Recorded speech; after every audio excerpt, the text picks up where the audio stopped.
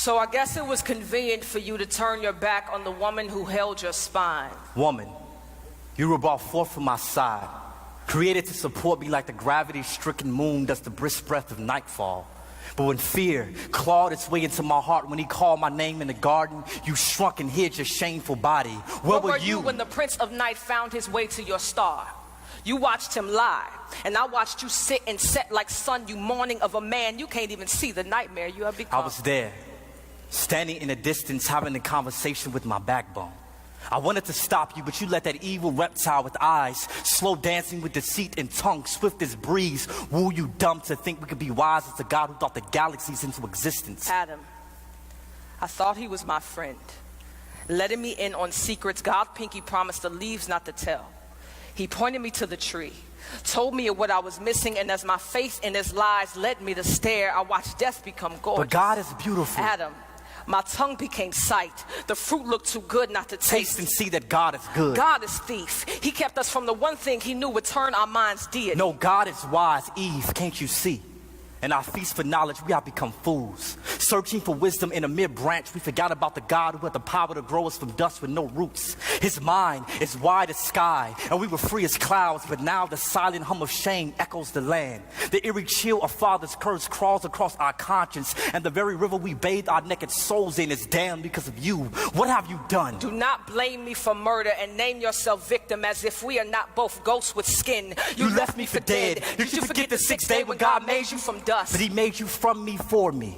While sleeping, he called you from my cage bones, beautiful, but you, with your prideful disposition, switched positions and tried to lead. Took heed to a four-legged snake without consulting me first. You didn't respect me. He gave you authority. He made you the head of us, but you became neck. I can still see the apple stuck in your throat. Adam, swallow your pride.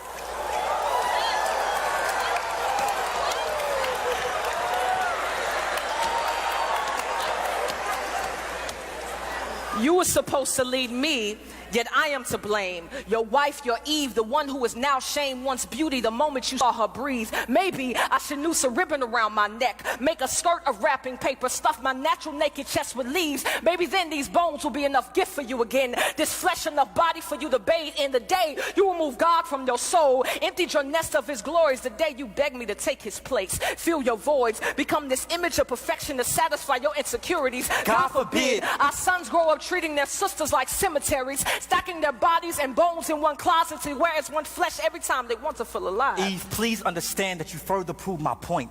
That prideful organ brewing beneath your breast beats with no submission for your husband. And for this, your future daughters would not be quiet, gentle, but some would be loud as nagging crows scavenging on the dead earlobes of men. Their bodies, sculpted for God's glory, will become lures enticing our sons to sin, and they will. These women, your offspring, will hand their souls over to men who are not their God. They will kneel for value at the altar of man's approval, but that worship would not make them whole nor holy. Do you see what you've done? You will make this about you by blaming me. We are both sin wrapped in flesh, both broken creations, stained glass windows with no shine, no sun, no light. We are both dark, imperfect, lost. We are fallen.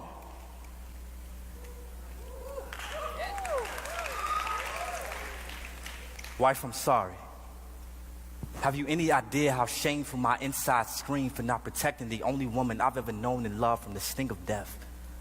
I feel like a lonely grave, wallowing in a walking coffin of a body, waiting for a voice louder than my fears to resurrect this scared corpse of a man I buried 6 feet under guilt. But believe me when I tell you, you are still the woman my vision sung to when I first saw you in Eden, Eve, even if God chose to separate us for 1,000 years for what we have done. I'll write you every day faithful, and my letters will literally litter the land with love, my lady. But excuse me, if the blood on my hands still drips thick with condemnation, I can only pray that this venom doesn't poison our unborn son, Cain. There is nothing but murder living in my genes, and I would die if he follows in his father's footsteps. Husband, forgive me in my limbs and the heart that led them away from the safety of your palms. The parachute folded beneath the bloodstream I left in vain. I promise I will never try to fly without you again. Your word is wind, and I would be fooled to disrespect the tornado I was created to love.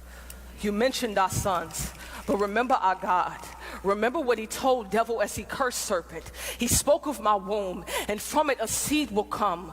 The devil will strike his heel, but our seed will crush his head. Yes, we are dying, but one day we may rise from the dead. We are not hopeless. Mercy has its sights set on the sinners, and its source is our God. He will rescue us out of the sea of sin. Like hands beneath a drowning soul, a rainbow before the lightning bolt speaks, he reigns. When the clouds crack their shell, our God will appear and show us his yoke is easy. A light too mighty for anything pitch black to trap our backs back behind that cage we crave. The way of escape is near if we wait with hope, nailed to our faith. The truth cross-stitched to our burdened bodies. The life stretching like the arms of the horizon, rising for all to see.